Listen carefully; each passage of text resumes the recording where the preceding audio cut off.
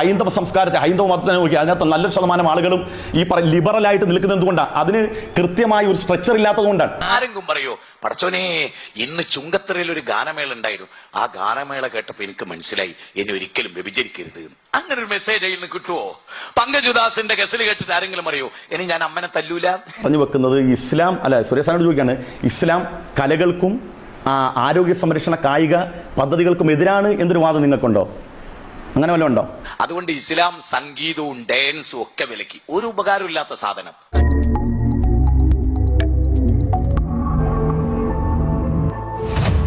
എന്റെ ഒരു സംശയം, ഇപ്പൊ ഒരു തിയേറ്ററിൽ സിനിമ കാണാൻ പോകുന്നു, അവിടെ സ്ത്രീകൾക്കും പുരുഷന്മാർക്കും പ്രത്യേക ഇരിപ്പിടമുണ്ടോ?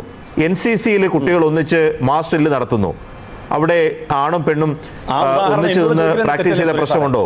നമ്മുടെ പോലീസിൽ പരേഡ് നടക്കുന്നു, നമ്മുടെ സൈന്യത്തിൽ പരിശീലനം നടക്കുന്നു, ഇവിടെയൊക്കെ പുരുഷന്റെ സാന്നിധ്യത്തിൽ ഒരു പൊതുസ്ഥലത്ത് ഒരു സ്ത്രീ വ്യായാമം നടത്തുകയോ അല്ലെങ്കിൽ ഒരു പരേഡ് പ്രാക്ടീസ് ചെയ്യുകയോ ഒക്കെ ചെയ്തു കഴിഞ്ഞാൽ അതോടുകൂടി അവർ മതവിരുദ്ധരായി മാറി. ചെയ്തിട്ടുള്ള ഏതൊന്നും ഇസ്ലാമിന്റെ അഭിപ്രായത്തിൽ അത് ഭൂഷണമല്ല എന്ന് ഇസ്ലാം നിലപാടാണത്.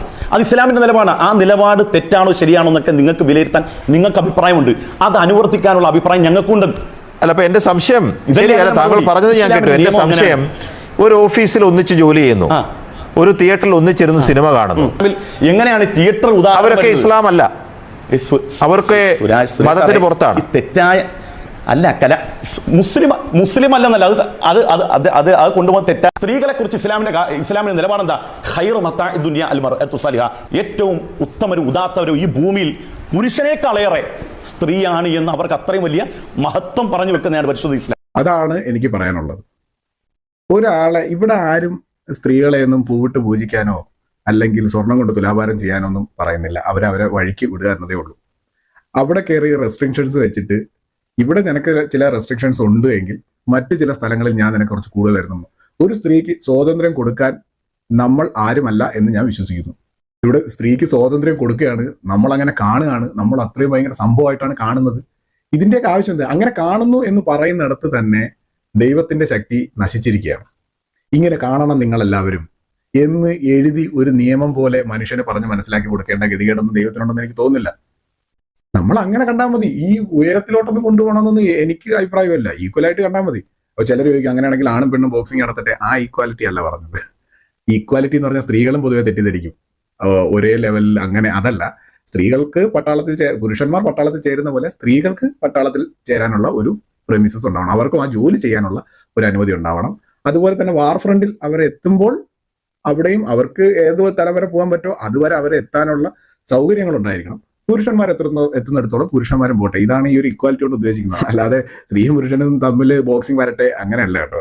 അത് വേറെ. ഈ അവസര സമത്വം, അവകാശ സമത്വം, സ്വാതന്ത്ര്യത്തിലുള്ള സമത്വം, വിദ്യാഭ്യാസത്തിനുള്ള സമത്വം, അങ്ങനെ അതാണ് സമത്വം എന്നതുകൊണ്ട് ഉദ്ദേശിക്കുന്നത്. സ്ത്രീകളും തെറ്റിദ്ധരിക്കുന്നത്, ഫെമിനിസ്റ്റുകളും നിങ്ങളും തെറ്റിദ്ധരിക്കരുത്. സമത്വം എന്ന് ഉദ്ദേശിക്കുന്നത് ആ റേഞ്ചിലാണ്. മുഹമ്മദ് നബി വേറെ ഒരു സാധനം പറഞ്ഞിട്ടുണ്ട് കേട്ടോ. എൻ്റെ വീക്ക്നെസ് എന്തൊക്കെയാണ് എന്ന് പറഞ്ഞിട്ട് മുഹമ്മദ് നബി എണ്ണീട്ടുള്ളത് 1 പെർഫ്യൂം, 2 പെണ്ണുങ്ങൾ എന്നും കൂടിയാണ്. എല്ലാം പറയേണ്ട ഉസ്താദെ. ഇതിൽ എനിക്ക് പങ്കില്ല. ഇത് നിങ്ങൾക്കുള്ളിലെ മതം പഠിച്ചവർ തമ്മിലുള്ള കാര്യമാണ്. എനിക്കിതിനെപ്പറ്റി അറിവില്ല. മതനിയമം നിലനിൽക്കുന്ന രാജ്യങ്ങളടക്കം അംഗീകരിച്ച് മുസ്ലിമാണ്, സ്ത്രീ പുരുഷ വ്യത്യാസമില്ലാതെ ആയോധന കലകളിലോ അല്ലെങ്കിൽ കായിക അഭ്യാസങ്ങളിലോ ഒന്നിച്ചു പങ്കെടുക്കുന്നത് നിയമപരമായി ശരിയെന്ന് നിലനിൽക്കുന്ന ഒരു ലോകക്രമത്തിൽ ഇരുന്നു കൊണ്ടാണ്. അത് മതശാസന അതിന് വിരുദ്ധമാണ് എന്ന് നിങ്ങൾ പറയുന്നത്. എന്റെ യുക്തിയാണ് ചോദിച്ചത്. പറയുന്നതിന് നിങ്ങൾക്ക് അവകാശം ഉണ്ടായിരിക്കും, പക്ഷേ എന്ത് യുക്തിയുടെ അടിസ്ഥാനത്തിൽ, എന്ത് വിശ്വാസത്തിന്റെ അടിസ്ഥാനത്തിൽ? ഞാനൊരു കാര്യം ചോദിക്കട്ടെ. നിങ്ങൾ ഈ പറഞ്ഞു വെക്കുന്നത് ഇസ്ലാം അല്ല, സുരേഷാനോട് ചോദിക്കുകയാണ്, ഇസ്ലാം കലകൾക്കും ആരോഗ്യ സംരക്ഷണ കായിക പദ്ധതികൾക്കും എതിരാണ് എന്നൊരു വാദം നിങ്ങൾക്കുണ്ടോ? ഉണ്ട്. നിങ്ങൾക്കല്ല, ഞങ്ങൾക്കും അല്ല. അഭിപ്രായം ഉള്ള ആൾക്കാരുണ്ട്. കേട്ടോ? പാട്ടുപാടിയ ഒരു പെൺകുട്ടി മ്യൂസിക് ഒക്കെ ഇട്ടിട്ട് ഓള് ശരീരമൊക്കെ കുലുക്കി ഇളക്കി നന്നായിട്ടൊരു പാട്ടാട്ട് പാടി. ഓളായിട്ട് അടുക്കാനേ ചെറുപ്പക്കാർക്ക് തോന്നുന്നു. ഓളായിട്ട് അകല ആരെങ്കിലും പറയോ പടച്ചോനെ ഇന്ന് ചുങ്കത്തറയിൽ ഒരു ഗാനമേള ഉണ്ടായിരുന്നു, ആ ഗാനമേള കേട്ടപ്പോ എനിക്ക് മനസ്സിലായി എന്നെ ഒരിക്കലും വ്യഭിചരിക്കരുത്. അങ്ങനെ ഒരു മെസ്സേജ് അതിൽ നിന്ന് കിട്ടുവോ? പങ്കജുദാസിന്റെ ഗസൽ കേട്ടിട്ട് ആരെങ്കിലും പറയോ ഇനി ഞാൻ അമ്മനെ തല്ലൂല? അതുകൊണ്ട് ഇസ്ലാം സംഗീതവും ഡാൻസും ഒക്കെ വിലക്കി, ഒരു ഉപകാരമില്ലാത്ത സാധനം. കേട്ടല്ലോ, കണ്ടല്ലോ. ഇത് നിങ്ങളുടെ കൂട്ടത്തിൽ തന്നെയുള്ള ആൾക്കാരാണ്. വലിയ പ്രാസംഗികനാണ്, ഒരുപാട് ആരാധകരുള്ള വ്യക്തിയാണ്, പക്ക വർഗീയ വിഷമാണ്, ഒരു ഒന്നാന്തരം വർഗീയ വിഷ കോടാലിയാണ്. പുള്ളിയുടെ അഭിപ്രായമാണിത്. നിങ്ങൾ എപ്പോഴെങ്കിലും ഈ പറയുന്ന ബാലുശ്ശേരിയെ വിളിച്ചിട്ട് പറഞ്ഞിട്ടുണ്ടോ ഇസ്ലാം അതിനൊന്നും എതിരല്ല, നിങ്ങളാ പറഞ്ഞതൊക്കെ തെറ്റാണെന്ന്? അറ്റ്ലീസ്റ്റ് നിങ്ങൾക്കൊരു യൂട്യൂബ് സ്റ്റുഡിയോ ഒക്കെ ഉള്ളതല്ലേ? പണ്ട് ഫോട്ടോ എടുത്താൽ തന്നെ ഹറാമായിരുന്നു. ഫോട്ടോ എടുക്കുന്ന ഹറാമാണ്, ടി വി കാണുന്ന ഹറാമായിരുന്നുള്ള ഉസ്താദന്മാരുണ്ട്, അതുപോലെ വീഡിയോ പിടിക്കുന്നത് ഹറാമായിട്ടുള്ള ഉസ്താദന്മാരുണ്ട്. ഏതോ ഒരു ഉസ്താദ് പണ്ട് പറയുന്നത് കേട്ടു, പെണ്ണിനെ ചെക്കനെ സ്റ്റേജിൽ കയറ്റി നിർത്തി ഇങ്ങനെ വീഡിയോ എടുക്കുന്നത് പച്ച വ്യഭിചാരം ഇങ്ങനെ പറഞ്ഞ ടീമുണ്ട്. പക്ഷെ ഇവരെ ആരെങ്കിലും നിങ്ങൾ വിമർശിച്ചിട്ടുണ്ടോ നിങ്ങളുടെ യൂട്യൂബ് ചാനലിലൂടെ? അങ്ങനെ ഹറാമായി നടന്ന എല്ലാ ഉസ്താദന്മാരും ഇപ്പോൾ വെൽക്കം ടു മൈ യൂട്യൂബ് ചാനലിൽ വർക്ക് ചെയ്യുകയാണ്. അമേരിക്കൻ ഡോളറാണ് മേടിക്കുന്നത്. ഓക്കെ, അപ്പോൾ ഈ നിങ്ങൾക്ക് ഇപ്പോൾ ഏഷ്യാനെറ്റിൽ പറഞ്ഞ ഇതേ അഭിപ്രായം മിസ്റ്റർ മുജാഹിദ് ബാലുശ്ശേരിയെ വിളിച്ച് പറയാവുന്നതാണ്. അതിലൊന്നും ഞങ്ങൾ ആരെയും വലിച്ചിടരുത്. ആഹ്വാനത്തെ കുറിച്ച് മാത്രമാണ് ചോദിച്ചത്. പുരുഷനും മിങ്കളായിട്ടുള്ള ഏത് ക്രയവിക്രയങ്ങളും ഇസ്ലാമിന്റെ ദൃഷ്ടിയിൽ നിഷിദ്ധമാണ്. ഇസ്ലാമിന്റെ ദൃഷ്ടിയിൽ നിഷിദ്ധമാണ്. അത് 6-ാം നൂറ്റാണ്ടെന്നോ 5-ാം നൂറ്റാണ്ടെന്ന് പറഞ്ഞാലും ഇസ്ലാമിന്റെ കാഴ്ചപ്പാടാണത്. 6-ാം നൂറ്റാണ്ടായാലും 5-ാം നൂറ്റാണ്ടായാലും കാഴ്ചപ്പാടുകൾ മാറാത്തതാണ് പ്രശ്നം. ഹിന്ദു മതം അങ്ങനെയൊക്കെ നോക്കിക്കഴിഞ്ഞാൽ പണ്ട് കാലത്തൊക്കെ നിലനിന്നിരുന്ന എന്തോരം സാധനങ്ങൾ എടുത്തു മാറ്റി കാലഘട്ടങ്ങൾക്ക് അനുസൃതമായി പരിഷ്കരിച്ച് പോരണം എന്ന് മാത്രമേ ഉള്ളൂ. ഇന്നത്തെ കാലഘട്ടത്തിൽ അത്തരം പഴയ കാര്യങ്ങളൊന്നും എടുത്തു പറഞ്ഞ് അല്ലെങ്കിൽ അതേപോലെ തന്നെ ജീവിക്കണമെന്ന് നിർബന്ധമില്ല. സമൂഹത്തിന് ദോഷമായിട്ടുള്ളത് ഇപ്പോൾ ഈ പറയുന്ന പോലെ താലിബാനും ഇതൊക്കെ തന്നെയാണ് പറയുന്നത്. താലിബാനിൽ ഇപ്പോൾ വന്ന് സ്ത്രീകൾ പുറത്തിറങ്ങാൻ പറ്റാത്ത അവസ്ഥയിൽ കവിഞ്ഞ് ശബ്ദം പുറത്തു വരരുത് എന്നായി. എന്ന് പറഞ്ഞാൽ തൊട്ടടുത്ത വീട്ടിലുള്ള ഒരു പുരുഷൻ കേൾക്കത്തക്ക വണ്ണം സംസാരിക്കാൻ പോലും പാടില്ല എന്ന നിലയിലേക്ക് നിയമങ്ങൾ മാറിയിട്ടുണ്ട് താലിബാനിൽ.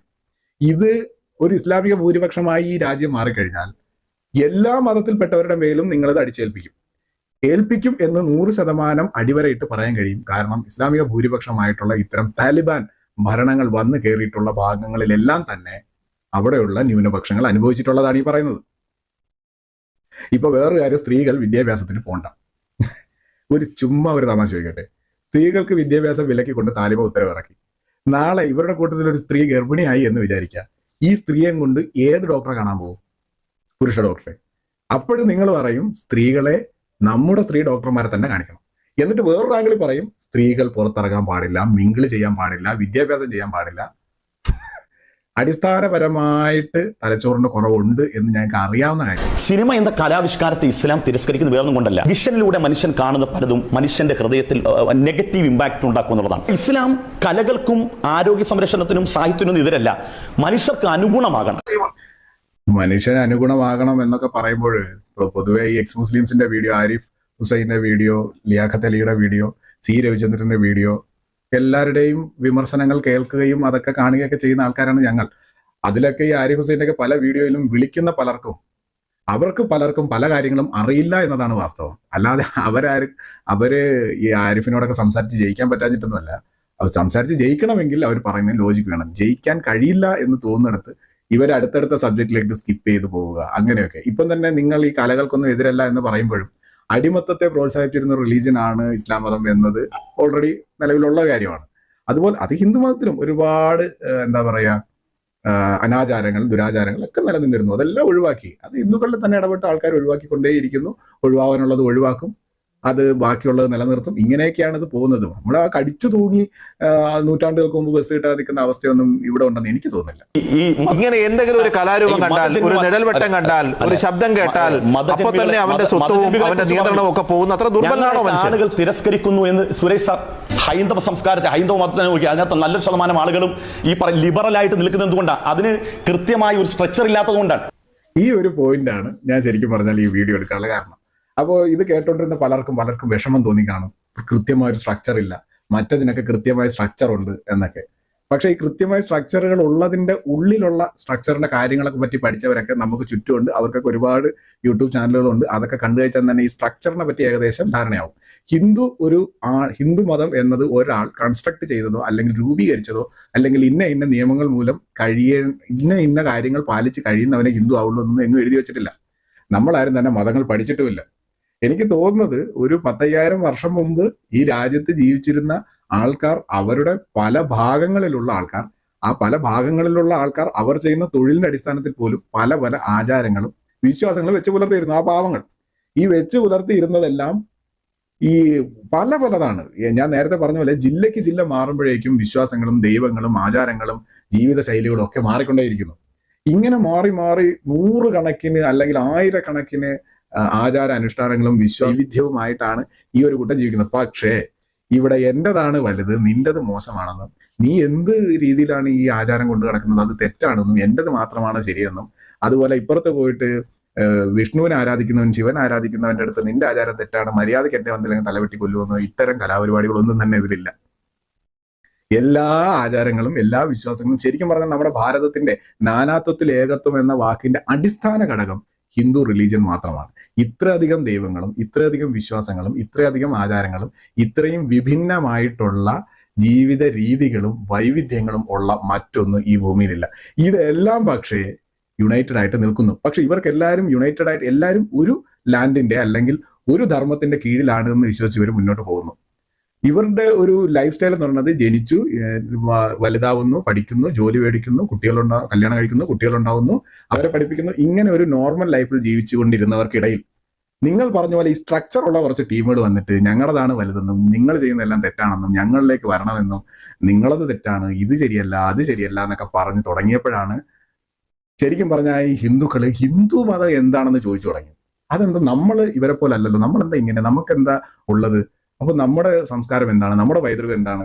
ഇതിനെപ്പറ്റി എനിക്കൊക്കെ ഭയങ്കര ഇൻഫീരിയോറിറ്റി കോംപ്ലക്സ് ഉണ്ടായിരുന്നു. നമ്മളെന്താ അവരൊക്കെ കണ്ടില്ല കറക്റ്റ് ഇങ്ങനെ ഒരു അവർക്ക് ഒരു പള്ളിയിൽ പോയി കഴിഞ്ഞാൽ ഒരേ വിശ്വാസമാണെന്നൊക്കെയാണ് കരുതിയിരുന്നത്. ഇപ്പോഴാണ് മനസ്സിലായത് ഇതിന്റെ അകത്ത് 100-300 ജാതികളുണ്ടെന്നും ഓരോ കാസ്റ്റിനും ഓരോ വിശ്വാസമാണെന്നും, സുന്നിയുടെ പള്ളിയിലും മുജാഹിദിന്റെ പള്ളിയിലും ഒക്കെ പല പല വിശ്വാസങ്ങളാണെന്നും, ഷിയയുടെ പള്ളിയിൽ വേറെ വിശ്വാസങ്ങളാണെന്നും ഒക്കെ ഇപ്പോഴാണ് മനസ്സിലായി വരുന്നത്. മാത്രമല്ല ഏകദേശം 10-30ഓളം ഖുറാനുകൾ ഉണ്ട് എന്നും ഇതൊരു സിംഗിൾ ബുക്ക് അല്ല എന്നും ഒക്കെ ഉള്ളത് ഇപ്പോൾ ഈ ആധുനിക കാലഘട്ടത്തിലാണ് പുറത്തു വന്നത്. ഇപ്പോഴും നമ്മളതൊക്കെ മനസ്സിലാക്കുന്നത്.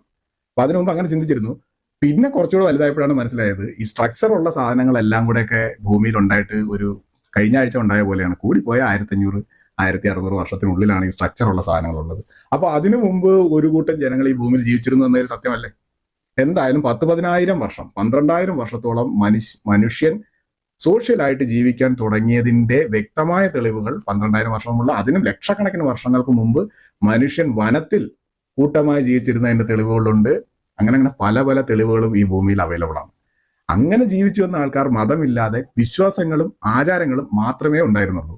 ഹിന്ദു മതം ഇപ്പോഴാണ് രൂപപ്പെട്ടു വരുന്നത്. അതായത് നമ്മുടെ ഇന്ത്യൻ കോൺസ്റ്റിറ്റ്യൂഷൻ പറയുന്ന പോലെ ഹിന്ദു റിലീജിയൻ എന്നത് ഇസ്ലാമും ക്രിസ്ത്യാനിറ്റിയും ഒഴികെ ബാക്കിയുള്ളതെല്ലാം എന്താണ്, ഹിന്ദു മതത്തിന്റെ കീഴിൽ വരുന്നതാണ്. അത് ഉസ്താദിന് മനസ്സിലാവില്ല. കാരണം നമ്മുടെ ചിന്ത ബ്രോഡ് ആൻഡ് വൈഡ് ആയിരിക്കണം.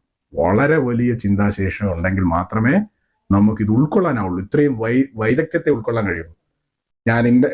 അത് ഉൾക്കൊള്ളാൻ കഴിയുന്നത് കൊണ്ടാണ് ആ ആൾക്കാർ വളരെയധികം ജനാധിപത്യ വിശ്വാസങ്ങളും നീതിബോധങ്ങളും ഉള്ള ആൾക്കാരായി കൺവേർട്ട് ചെയ്യാൻ പറ്റുന്നത്. കടിച്ചു തൂങ്ങി കിടക്കാതെ കൺവേർട്ട് ചെയ്ത് പോരാൻ പറ്റും. നിങ്ങൾ ശ്രദ്ധിച്ചിട്ടുണ്ടോ? നിങ്ങൾ ക്രിസ്ത്യാനികളായാലും ശരി മുസ്ലിങ്ങളായാലും ശരി മതപരിവർത്തനം നടത്താൻ നിങ്ങൾക്ക് മുട്ടുമ്പോൾ ഓടി വരുന്നത് ഏതെങ്കിലും ഹിന്ദുവിന്റെ വീട്ടിലായിരിക്കും. ഒരു ക്രിസ്ത്യൻ മതപരിവർത്തനക്കാരനും മുസ്ലിമിന്റെ വീട്ടിൽ പോകില്ല, അല്ലെങ്കിൽ മുസ്ലിങ്ങൾ കൂട്ടത്തോടെ താമസിക്കുന്ന സ്ഥലത്ത് പോകില്ല. ഒരു മുസ്ലിം മതപരിവർത്തനവാദിയും ക്രിസ്ത്യാനികളുടെ വീട്ടിൽ പോകില്ല, ക്രിസ്ത്യാനികൾ കൂട്ടത്തോടെ നടക്കുന്ന സ്ഥലത്ത് പോകില്ല. അപ്പോൾ ഏതാണ്ടൊക്കെ ഇനിയും സോഷ്യൽ മീഡിയ മുന്നോട്ട് പോകും. ഇതിനൊക്കെ ഒരു തീരുമാനം ഉണ്ടാകും. കുറെ കാലം കൂടെയൊക്കെ ഈ ചക്രങ്ങൾ ഉരുളും. മതം എന്നത് അസ്തമിക്കും. കാലചക്രം ഇനിയും ധാരാളം മുന്നോട്ട് ഉരുളാനുണ്ട് ഉസ്താദെ. എന്റെയോ നിങ്ങളുടെയോ കാലഘട്ടത്തിൽ ഇത് തീരുന്നതല്ല. നമ്മളാരും വിചാരിച്ചാലൊട്ട് തടഞ്ഞു നിർത്താനും പറ്റുന്നതല്ല. ചിന്തിക്കാൻ ശേഷിയുള്ള, ദൈവത്തെക്കാൾ ചിന്തിക്കാൻ ശേഷിയുള്ള ഒരു തലമുറ ഇവിടെ ഉയർന്നു വന്നു കഴിഞ്ഞു. ധർമ്മം മാത്രമേ നിലനിൽക്കുള്ളൂ. സത്യസന്ധമായിരിക്കണം, നീതിയുക്തമായിരിക്കണം, സാമൂഹ്യ ബോധം ഉണ്ടായിരിക്കണം, മനുഷ്യത്വം ഉണ്ടായിരിക്കണം. ഇതൊക്കെ മാത്രമേ നിലവിൽ ഒരു മനുഷ്യന് ആവശ്യമുള്ളൂ. Thank you.